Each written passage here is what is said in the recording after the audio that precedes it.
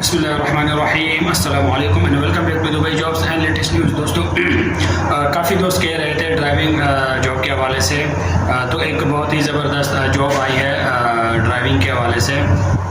वो तमाम ज़्यादा अप्लाई कर सकते हैं कि जिनके पास 2 साल का एक्सपीरियंस है, 2 साल पुराना लाइसेंस है। ठीक है दोस्तों, वो अप्लाई कर सकते हैं। कंपनी को ड्राइवर्स की ज़रूरत है और फ्री जो है वो आपको वीज़ा भी दिया जाएगा, अकोमोडेशन भी दी जाएगी, ट्रांसपोर्टेशन भी दी जाएगी और सैलरी जो है वो आपको 2000 से 2500 तक जो है आपको सैलरी दी जाएगी।